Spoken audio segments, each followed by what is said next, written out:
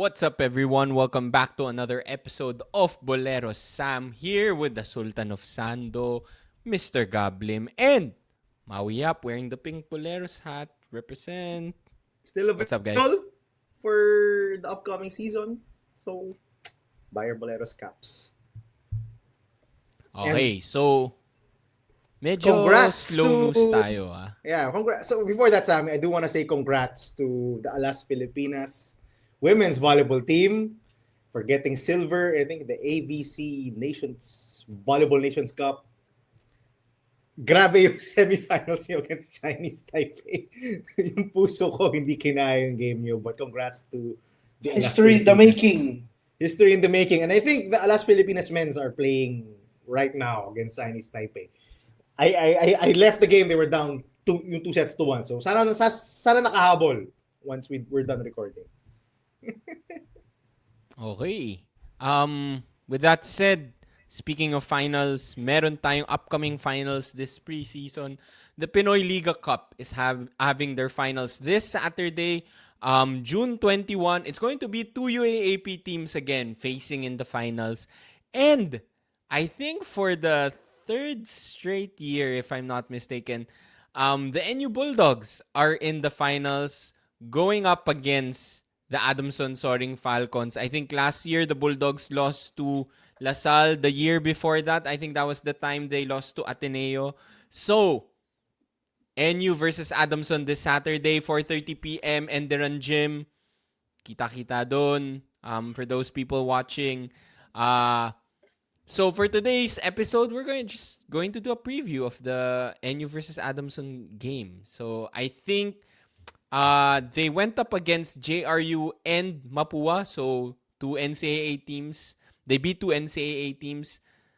Both teams did not play in full force. Pero assuming, let's say full force sila this coming Saturday, what's the matchup you're watching out for in the finals? Do or die? Let's start with you, Gab. Let me just say, this is when you know that the Boleros are die-hard UAAP fans and basketball nuts. We are doing a preview of NU versus Adamson. Undoubtedly, probably the two most defensively oriented teams in the entire UAAP who in their last matchup went to overtime and finished the game, I think, in the low 60s. So, umabot ba ng 60? Parang hindi nga eh. Tama. Umabot naman sila ng 60. Umabot ba? Umabot naman sila ng 60. But yeah, overtime game and they were still stuck in the 60s. You know there was going to be a grit and grind defensive basketball game. And we're doing a preview of it. That's how passionate we are about the UAAP. But to answer your question, Sam, the matchup I'm watching, it's got to be the battle of the old school bigs, the throwback bigs. Cedric Manzano versus my boy, PJ Palacelo. So my boy versus baby boy. So baby boy Cedric I like Manzano. that matchup. Baby boy Cedric Manzano versus my boy, PJ Palacelo. Listen, a ton of offense runs through both of these guys. This is probably the two teams that run their offense through the post the most in the entire UAAP. We've seen it now for multiple seasons that Adamson runs a ton of their offense, especially when they need buckets. They run it through Cedric Manzano because he's probably the surest thing around the rim as you can get in the UAAP. So he may be undersized, but footwork, strength, yung know-how niya on how to use angles and his shoulders. He's a dominant force inside the paint. And for this off-season, Coach Jeff Napa has made it a point to run a ton of offense through PJ Palacelo. You watch a ton of NU games. Whenever Palacelo is in there, they run their offense through PJ. And this is going to be a bakbakan matchup between these two because I expect that these two will match up against each other. I don't think anyone on Adamson can defend PJ. I don't think anyone has the strength and girth to match up against PJ aside from Cedric Manzano. You might see a little bit of a maybe see Alugay or maybe see Jaire Tumaneng match up with PJ Palacelo, but I do expect come fourth quarter it's going to be baby boy versus my boy. And it's gonna be interesting. Let's see if PJ Palacielo can actually score in the paint against a guy as strong as Cedric Manzano. Let's see if Cedric Manzano can actually outmaneuver yung PJ Palacielo yung for those rebounds. It's it's a matchup that it's gonna take you back to the 2000s to the 2010s, back to the Kareem Abdul versus Greg Slaughter days, the Jervy Cruz versus the Doug Kramer days. Those are the type of this is the type of matchup that you're gonna see in the finals on Saturday. I do hope both of them stay out of foul trouble. That's been the Achilles heel of PJ Palacielo. And sometimes you say Cedric Manzano, he does get into a ton of foul trouble. Again, being an undersized big, he's not that athletic. He does rely on a ton of gulang. You medyo magulang to si Cedric Manzano. I think you watched him now for multiple seasons. Yung siko niya, yung palagi nakalabas. He gets a couple of technicals once in a while. I think nung semis na technical din siya eh. Yeah, and I do remember when last season when VJ Preyong was a rookie, the first unsportsmanlike foul he got was from Cedric Manzano. yeah. That was the first game. First game ata yun. First game of the season, exactly. So, I do expect a very physical matchup between PJ and yung Cedric Manzano. I think that's going to be the key matchup for this finals. Again, they're going to have the ball a lot, these two players. So, I do hope we see a ton of elbows, a ton of pushing, a ton of bodies yung bumping into each other because these two guys do love to play very physical. Sami, Maui. I love that pick. Sila yung tipong pag nagbanggaan sila, medyo may earthquake na mangyayari. Ganun sila ka bigat, ka solid. Maui, anything you want to add before you go with your pick? Yeah, I love that pick. Kung may pipiliin din siguro ako initially, I would have picked the bigs. I think they are prime. Both of them are prime to have big seasons this coming season. I think my biggest wish list for this Saturday game is hopefully they play with a full lineup. It coincides kasi with Phil Oil, so the tendency of teams the past few weeks of Pinoyliga and Phil Oil, they haven't been really playing at full strength. But because this is a finals game, I hope we get both teams at full strength. We're probably looking at another race to 60 points. Whoever gets to 60 will probably win the game. But if I were to choose a matchup, you know me, if you've been watching our podcast the past few years, it's always about the wings for me. So I'm looking forward to an EJ Franzman versus Jolo Manansal. Oh, Jolo. I thought we're going with Jake. No, I'm looking for all of them. I think si Mantua is a guy that I've been following since last off-season. So those four guys, Manansala, Figueroa, Franzman, and Mantua, I think are very vital pieces also of both of these teams. I think Franzman, wherever he goes, Adamson goes this coming season for Adamson. And I think yung ceiling ng NU will be dictated by Manansala and Figueroa having probably the season of their lives to get to the pros.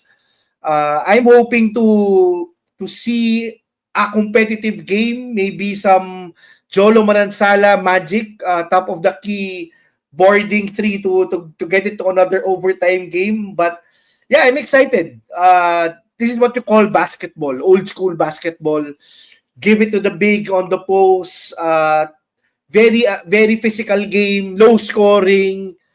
Not the typical thing we see now, which is very analytics based and very reliant on people hitting a ton of threes.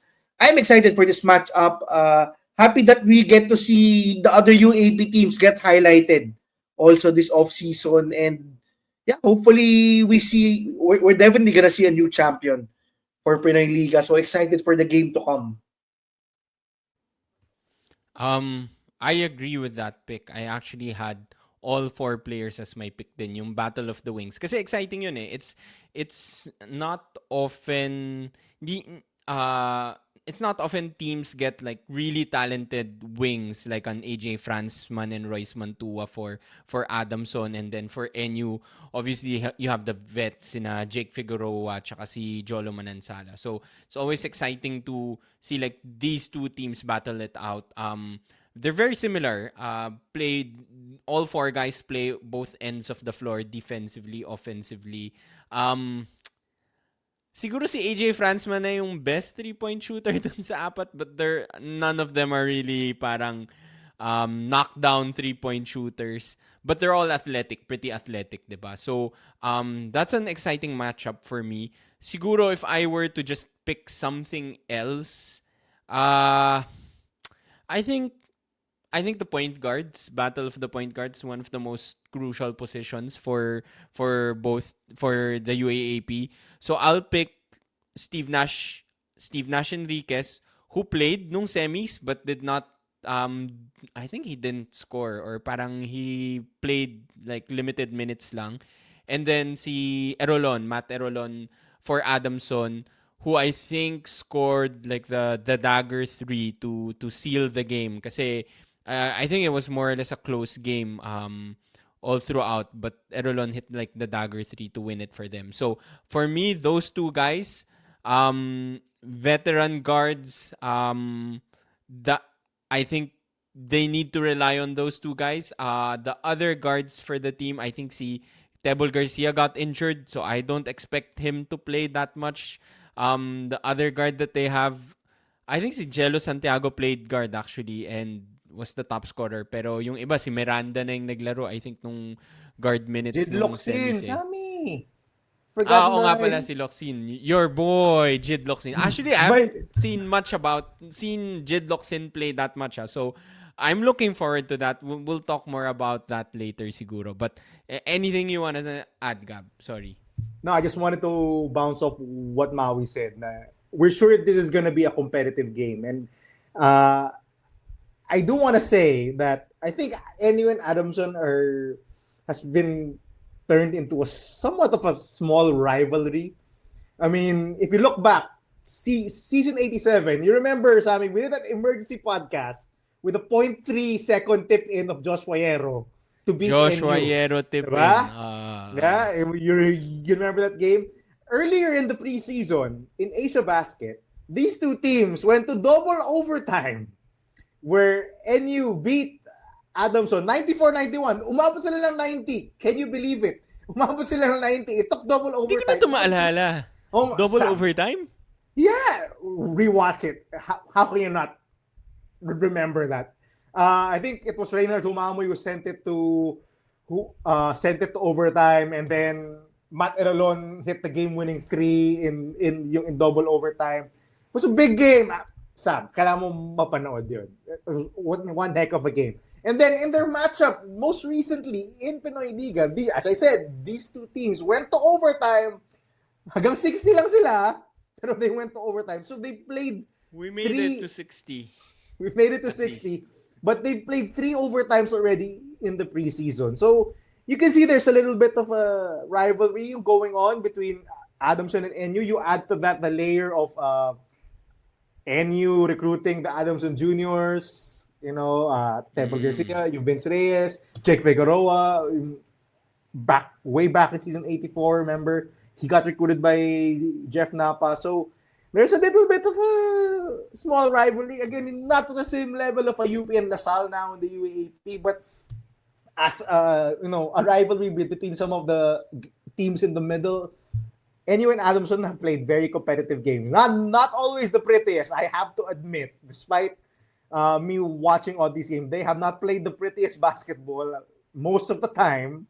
But it's still interesting. They've always played close games. So if you're a UAAP fan, you have to tune in. You have to watch NU versus Adamson. Despite how slow and maybe defensive-minded these two teams are. Sammy, go ahead. I love that pick.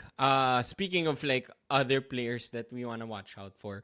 Kung napanood nyo yung semis, because siguro dahil hindi nila linaro yung lahat ng players nila, there were players that surprised us during the semi. So for NU, it was Jello Santiago. I think he scored like 20 plus points. Had like 6 steals. For NU, he was player of the game Pinoyliga during the semis. superstar, Jello Pinoyliga Santiago. superstar Chelo Santiago. Actually, that's a good point. That's a good point, Maui. For Adamson, I think it was Renzo Competente who top scored for Adamson. He hit like a couple of big shots nung last few minutes. So my question for you guys, sa finals naman, who do you think is a player that will surprise us in the finals? Whether it's from NU or from Adamson. Maui, let's start with you this time. Uh, yung previous season, si Francisco and Santiago were the surprise for NU, I think, in the crucial games against UP. I think si Santiago will continue to surprise. Maybe si Ronzone can also be another guy. Yes, I'm saying Ronzone. Austin Wow! or Cade? Wow! Austin, of course, Austin. Okay. No, but I think these guys are energy guys. These guys are yes, the Ronzone can now hit a 3-point shot from the corner. So yeah, I think these guys are capable of being part of big plays in a game. Diba? When you talk about championship games, when you talk about big games, it's not all about the stars. It's about the scrubs. It's about the player who's scrappy, who dives for the ball and gets crucial 3-point shots. Diba? If you just watch yung game 5 of the NBA Finals recently, it was Cason Wallace and Aaron Wiggins hitting, I think, I combined 7 3-point shots. Diba? It's players who show up, surprise, who gives us a surprise in the finals or in game sevens that really are that really lead their teams to win, diba? Kasi the superstars, Manzano, Palacielo, all of these guys, all of the wing guys, will surely get usage, will surely get their chance to score buckets. But a guy like Jello Santiago or maybe a guy like Ronzone can slap us in the face and show us that he belongs. I think Ronzone has been very crucial to what Adamson has wanted to do in the preseason. You see how intense his intensity in defense, and I would hope and pray that he stays in the corner. I think that's where he's most lethal, not in the wing, not in the top of the key. I think in the corner, Ronzone has shown that he is very capable of hitting those crucial shots. So yeah, I would think that it would be one of the wing guys, one of the wing energy guys who would surprise us in the finals, definitely. Yung grabe yung character development mo, Maui. Yung dati, palagi mo na lang yung inaasar yung mga Ronzones. Ngayon, you picked one as a surprise player. We call it as we see it.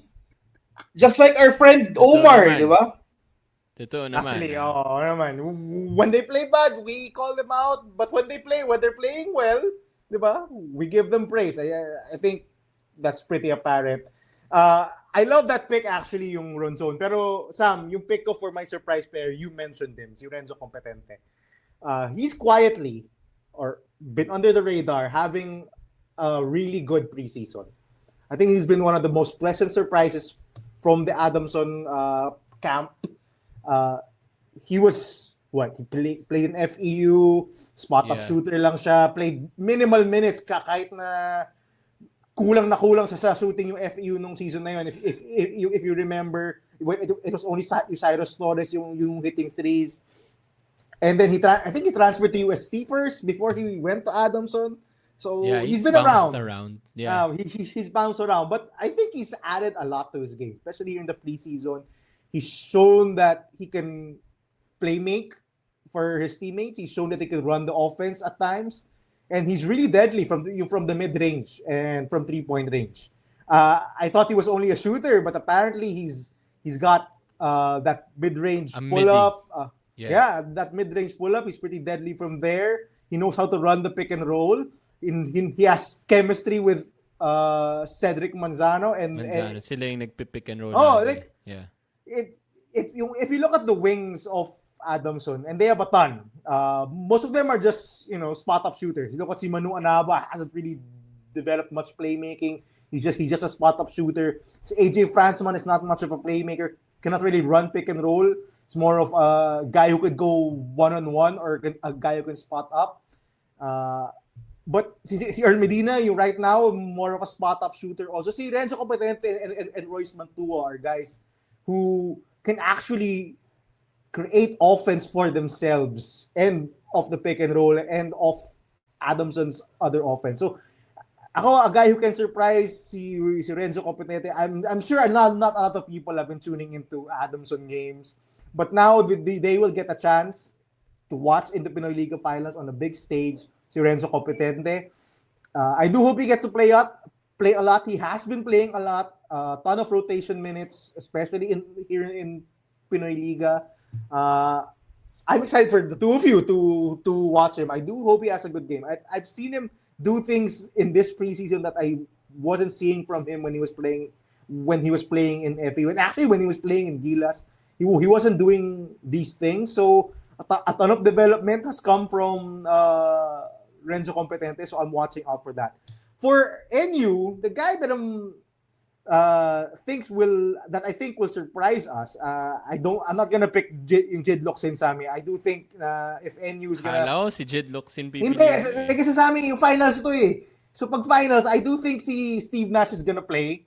Humamo is gonna play, and if Tebor Garcia is healthy, I think he's gonna play. So, I don't think there's any minutes for the fourth point guard on the roster. I'm sorry, Jid Locsin. I love your game, but you're not playing ahead of Steve Nash, ahead of Reinhard, ahead of Tebol. There's just no way. But the guy I'm watching out for, and the guy I think will surprise, we've shouted him out already here in the preseason, is Mark Parks. That was my pick. That was my pick. Wow. I'm sorry, Okay, but nice. he's been impressive. Nice. He's been impressive in the preseason. We We've saw him talked in about Asia him. Yeah. Yeah, It's we've been talked about impressive, him a lot because he's found a role in NU, and Coach Jeff Napa trusts him, especially on the defensive side of the floor. I think you're gonna see him a lot on Matt Erolon. If Matt Erolon plays or if Matthew Montebon plays, I think you'll see a lot of Mark Parks shadowing those two guards. He was guarding the likes of Baclaan, Harold Alarcon, Jacob Cortez. So he's got the trust of Coach Jeff Napa. I do expect that he's gonna get some rotation minutes. Him and Jello Santiago are their top perimeter defenders, or the guys trusted by Coach Jeff Napa to take on the toughest defensive assignment. So watch out for Mark Parks. I know he's not the flashiest Parks out there. I mean, people were even asking the last time we mentioned Mark Parks, is he Ray Parks' brother? I'm like, yeah. They don't even know. So people don't even know about Mark Parks. So look for people to find out who Mark Parks is in this game. Come on, guys. There's very little people named Parks in the Philippines. And I think for a guy who plays at NU na kaliwete din, I think medyo obvious na he comes from that Parks family tree. That's Ami. Go ahead. I love that pick. Si Mark Parks, you don't expect him to score that much, but just like what you said, he will usually guard one of the best players on the opponents, on the other team, diba? So maybe scoring wise, he won't surprise us, pero I think he will be crucial for NU in the finals. Siguro like another guy that maybe worth shouting out. Actually, na-shout out na ni Maui. Si Paul Francisco, one of the Pinoyliga legends. He's due for a hot game. He didn't score much nung semis, I think. So, you count me in for like a couple Paul Francisco threes.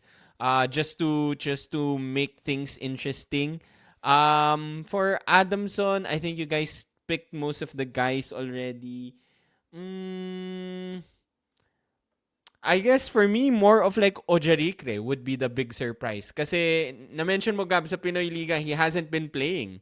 So I think the big surprise for Pinoy Liga Finals, Ojarikre should play. And I think he would be the best matchup to Omar John, who has been dominating his opponents all throughout the preseason. Possibly one of the best FSAs this coming UAAP season 88. So they need to bring their A game. So count me in for an Ojarikre sighting.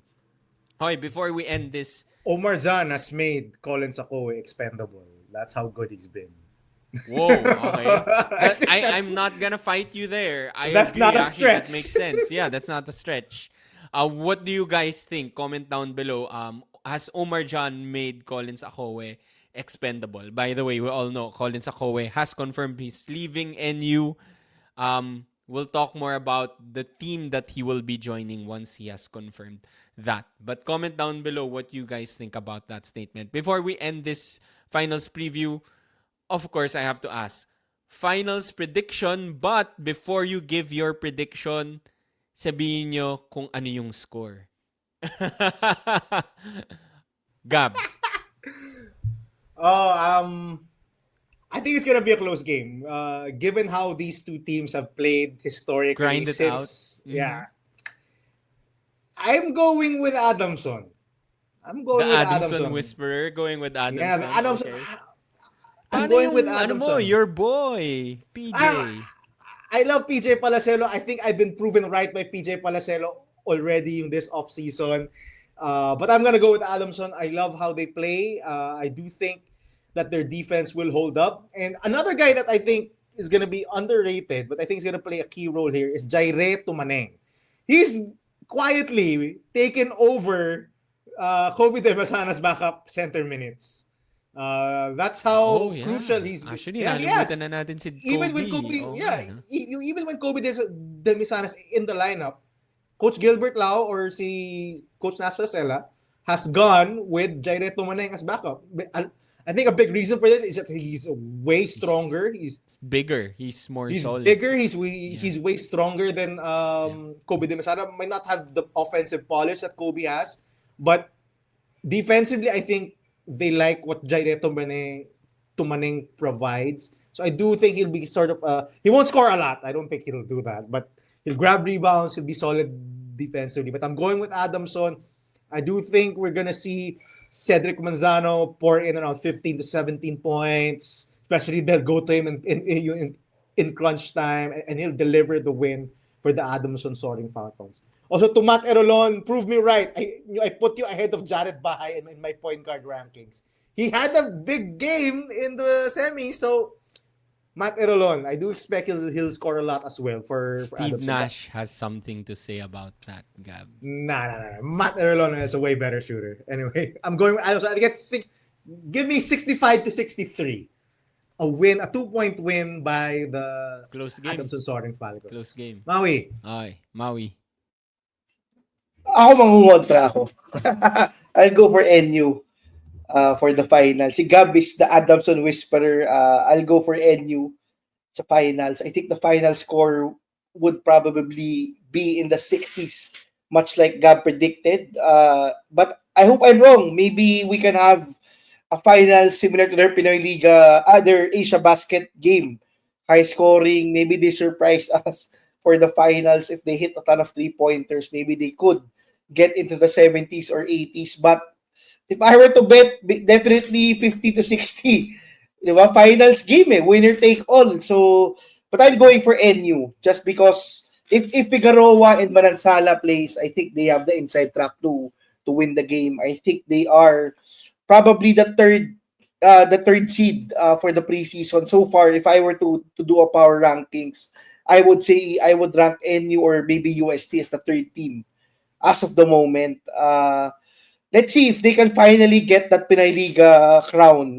They have a lot of players surprising, but I don't know if they're gonna play the whole lineup. But I think that they have the inside track.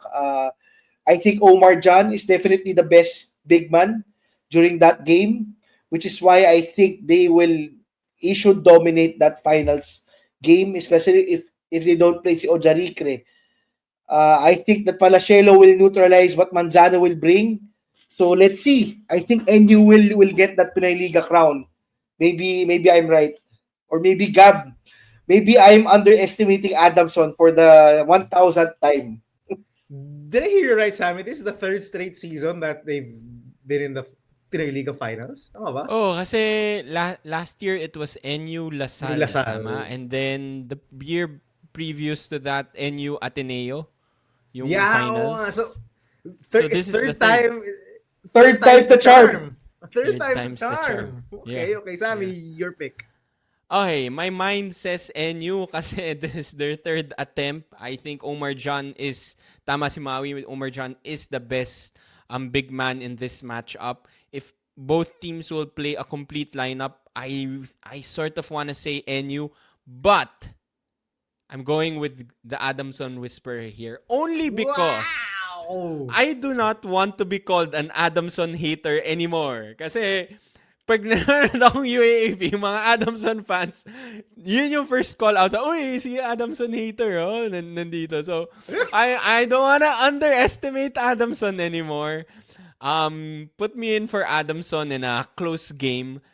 I think close scoring din. I'm going with 50s. Kasi marami silang preseason games pagod both teams. They're not gonna be at 100%. I think it's going to be a low scoring game. Mga 50s, 57, 53, ganong level. So that's it. That's it for our prediction. Finals preview, Pinoyliga Cup finals preview, Adamson versus NU. Stay tuned for that. June 21, this Saturday, we'll talk about the results maybe next week. Just a little bit of news before we go. Let's talk about two things. Two UAAP things that made the headlines. I think the first one, Pomelo Ball, Mark Esperanza, deciding to move to San Sebastian, deciding to leave Adamson, speaking of Adamson, and join San Sebastian for his final, I think it's his final year in high school. Yeah, grade 12. Grade 12 na siya, diba? So, rumors are, like, people have commented to us, have mentioned this sa comment section namin na Alam he na. will be moving to UP for his senior year, for his college basketball career. So maybe this is the first sign, him leaving Adamson, joining San Sebastian, which is coached by one of Coach Goldwyn Monteverde's former coaches or colleagues or assistant coaches. Thoughts with Pomelo Ball? Gab, you're a Pomelo Ball lover. Big blow for Adamson. I think this, if I'm not mistaken, si Matthew Montebon is nearing the end of his eligibility in the UAAP, if I'm not mistaken. But he would have been just the right choice to inherit the point guard slot for the Adamson Soaring Falcons. If he continued to play for Adamson. We've said this, Sammy, yung multiple times. Even when the four seniors did not go to Adamson, even when they went 7 for 7 earlier this preseason with all of their seniors from their juniors boys basketball team, we've always said they have to keep Pomelo Ball. That's what we said. It doesn't mean anything. Going 7 for 7 this year doesn't mean anything if you don't get Pomelo Ball Esperanza next season. So, mukhang hindi na nga. Mukhang hindi na nga. And that's a big blow to the Adamson Soaring Falcons. One, I thought he would have been a great addition because he has a great nickname. Pomelo Ball. A lot of people will be tuning in to watch. Who's Pomelo Ball? We have to watch this guy. So, tons of fanfare for Adamson. And second, of course, he's a pretty good point guard. And their point guard slot is manned now by Matt Erolon and Matthew Montebon. So, medyo thin. Manipis yung point guard slot nila ngayon. So, he would have been a perfect fit there. I do think they need more the dynamic playmaking and scoring that Mark Esperanza should have given. Sayang. But I'm guessing he moved to the NCAA because if he moved to another UAAP school like UP, for example, he would have had to take a year off. So I doubt he wanted that. So the NCAA was definitely the better move. if he wanted to transfer, because he'll be able to play immediately. Uh, for the future, it looks like he's going to UP, but like what I I think UP fans will say this themselves.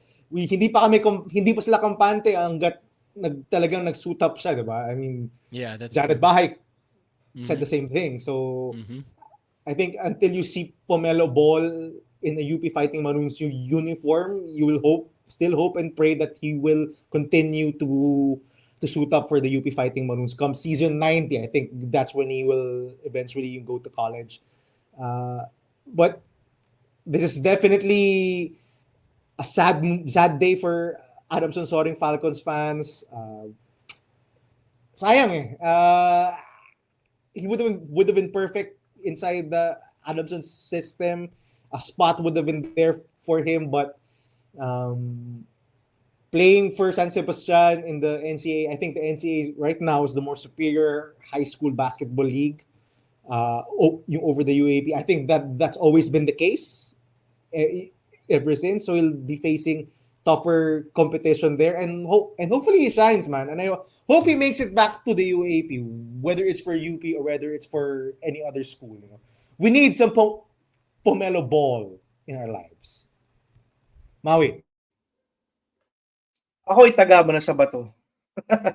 He will be a maroon come season 89. I think UP is preparing, 'di ba, for the graduation of all of the NU Bullpups guards from the original Bullpups recruit of Coach Gold. I think this is one of their key guys come season 89. Sorry, if you see season 89 yung nga pala siya, yung eligible. Sorry, not season 90. My bad. If we look at, di ba, if we look at the recruits that UP was actually doing before getting Palanca and losing Francis Lopez, it was all guards, di ba? Si Hemao has also been in the rumor mill for maybe the past season or two. This is UP's first step into really prepare. This is another step, not their first step. This is actually one of their key steps into preparing for the next season when they lose all of the guards. Diba? So this is definitely a big blow for Adamson. Diba? Kasi if we talk about the two most important positions in the UAAP, it's always been the point guard slot and the center slot. You always win a championship when you have a capable point guard and a good big man in the UAAP. That has been the case for most of the seasons. Maybe you could argue that LaSalle won without having a top-tier point guard, but that's still Evanelli, diba? So it's the most important position in the UAAP, second to the FSA slot, diba? The point guard slot, the shooting guard slot. When you have guys who can make plays for themselves, when you have guys who are flamethrowers, who can take over the game anytime, it's very important, diba? So this is a very big blow for Adamson, for a team who doesn't, as we just talked about, doesn't score a ton of points. Having a guy like Pomelo Ball potentially suit up for your team come season 89 should have been a big plus for them. This actually blows because he's one of the big names. It's one of the reasons why people were happy when they were able to keep most of their recruiting class for this season, but losing him was a very big blow. I just have to comment kasi I saw a meme that Pomelo Ball also say once a Falcon, always a Falcon. That's becoming never true. Sinabi niya. That's never. Remogat said the same thing. BJ Pre said the same thing. Come on. That was actually the meme. Si VJ Pre and si Remogat were the two guys, and then si Pomelo Ball was the third guy. I don't know if he actually said that or if they were just doing a meme, but I think all signs are pointing towards him really suiting up for UP. I don't know if this is a byproduct of maybe Hemao not going to UP come season 89. Could be. Maybe which is just why they're getting another key point guard for that season. But also, all signs are pointing towards that. Maybe UP doesn't want the smoke anymore and decided to prepare a year early. Kaya they wanted to transfer him to San Sebastian instead of them getting them next season when he graduates Adamson. So I think UP fans have to be happy kasi it's all about transitioning to the next phase of their team, of their dynasty, their Goldwyn Monteverde dynasty. And it looks like also all signs are pointing towards a very good team after the Bullpups graduate finally. Um, eligible pa si Ray Remogat next year, di ba? But we don't know if he will play next year. We know maraming teams that are trying to recruit Ray Remogat abroad, or teams abroad are interested in Ray Remogat. So it's also a good pickup for UP to have someone like Esperanza be part of the team next year, lalo na with the uncertainty of a guy like Ray Remogat staying. I think that's one of the big blows that they had this year. Maybe they did not expect Francis Lopez to leave. And so medyo may hole at that position, and they don't want that to repeat again. So I think like getting Esperanza, even though there's potentially a chance to retain Remogat or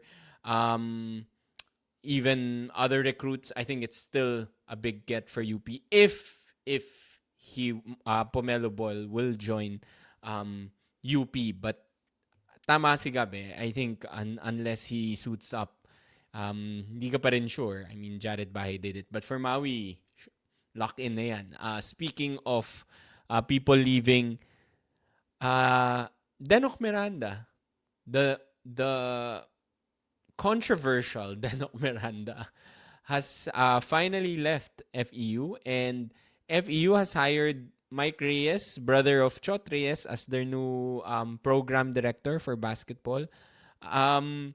This has been something that has been brewing in the comment section the past few months, even the past year. Some people linking this issue with maybe why one of the reasons why VJ Pre left, why some of the other players left FEU.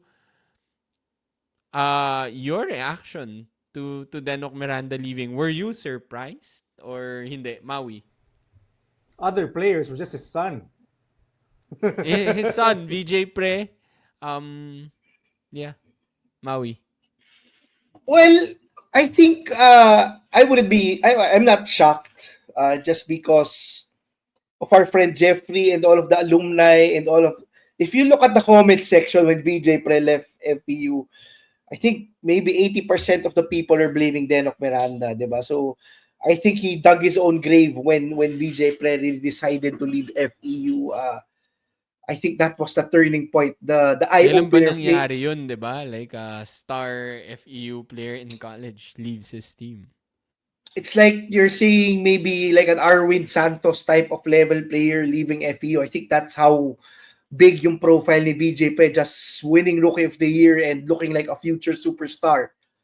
I think that was the turning point, maybe the eye opener for the Montinolas to really find the culprit. There has to be a guy to be blamed, diba? There always is a fall guy, and I think it's time that they really chose to blame si Denok for this transfer, and I think it's warranted. He's a program director of the team, and I don't think it's an open secret anymore that Denok Miranda and Coach Sean Chambers haven't been really had a good relationship. I think people have been saying this for the past season.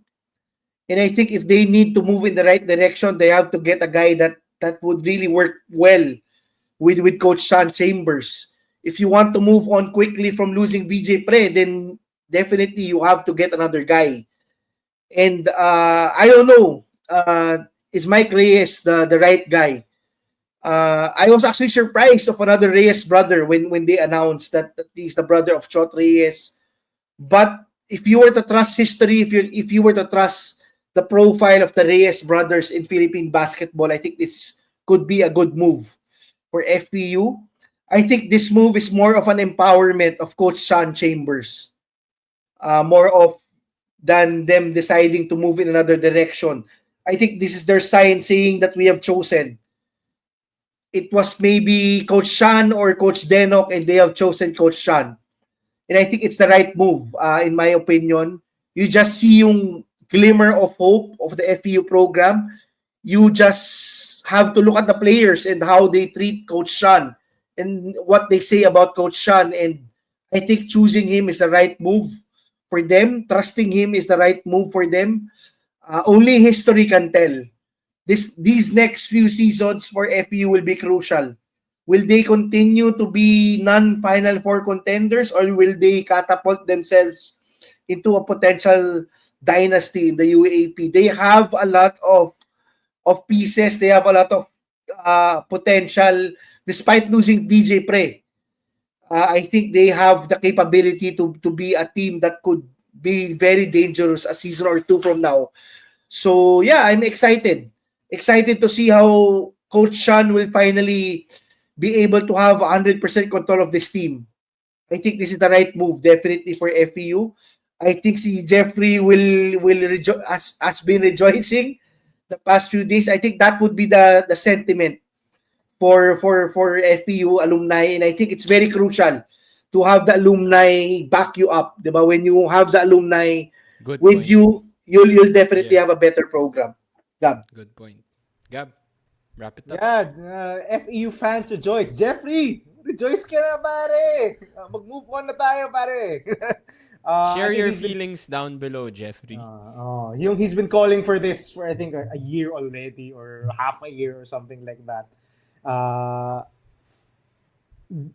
Denok Miranda has been surrounded by a ton of issues as the program director of FE. I think one of the biggest decisions that he did not fit well with FE, or he was not on the right side of the FEU program, was when Alan Albano left. I know, guys, a Yung ton pa of pala, si Alan Albano. Not just ay, players yung- leaving, at- coaches leaving. a ton of our subscribers probably don't know who the hell is Alan Albano. He was their head coach. He was BJ Press head coach when in the juniors. That Parang very Goldwyn successful- yun. Ang FEU Yeah. juniors. Yep, he's been there ever since. Hindi naman ever since, but he's the one who brought up these current FEU players now playing in the seniors division. Sila Rosa Montemayor and Luke Felipe. They all played for Alan Albano in the juniors ranks. And when he left, sabi ko, wait lang, there's something wrong because he's always been the guy in the juniors ranks, has led them to a championship, a runner-up finish. So he's always been very successful. And when he left, I think he's now coaching with Nash Rosella in Adamson. I think that was a big blow to the FEU program. And when Denok took over, yung medyo what? Yung eye roll yung talaga ako, wait lang. Why is Denok doing this? Why did he let go of Alan Albano? Because he was one of the guys who really brought up that FEU Tamaraw, from the baby Tamaraws to the Tamaraw, yung that type of culture. I do hope this signals a new phase of the FEU program. I hope they don't get players leaving like what happened to VJ Pre, because VJ Pre really was their star on the rise. And the fact that he went to a rival UAP school really was a painful blow to the FEU program. And pili ko this was it yung tama si Maui, the departure of VJ Pre, I think, was a final blow to Denok Miranda's tenure as a program director. I do hope si Coach Sean Chambers stays for the foreseeable future. If anything, man, he's a great watch as a coach. Very enthusiastic on the sidelines. You remember Yung those whistle niya. Yung whistle niya, yung mga placards niya, yung mga cardboard niya na to call out plays. Yung mga, he gives great interviews also. Sometimes he's unabashed in his interviews. He's very straightforward. Medyo walang filter din to si Sean Chambers at times. He's a very fun coach. I do want to see him stay in the UAAP. So, and it's a great watch talaga to see how Sean Chambers calls plays for FEU, because very dynamic, a ton of options, very different from how si Coach Olsen Nacelas and used to play used to coach in FEU. A lot of isolation basketball, yung puro pick and roll. At least dito kay Sean Chambers, yung very different. He's developed Timo Konate. He's developing these other guys. So I do hope this is a sign of future success for FEU. I was really high on them winning another championship under Coach Sean Chambers. Pero nung nawala si VJ Pre, medyo nagduda na ako. I do hope this leads them back into that right direction. Sammy? Yeah, I think you guys pretty much covered it. Hopefully this allows them to start on a clean slate. Nowhere to go but up for Coach Sean and the FEU community. Wait, hindi nowhere to go but UP, ah. Sabihin Like, ko huwag kayong sana, pupuntang eh. UP, mga Nowhere to FEU, go but pre. UP sana. Wait, Go talaga wait. Hindi ko rin masabi na to go back up eh. Oo nga eh. Itong UP fan natin. Ano ka ba? You know what? Let's just end it there kasi baka may masabi pa ako. Let's end that show. FEU fans, Jeffrey, comment down below yung thoughts nyo on where FEU is heading. We'll talk more about UAAP news in the succeeding weeks. We'll cover the Pinoyliga finals. We'll see you again next time. Don't forget, like, comment, share, subscribe. Bye-bye.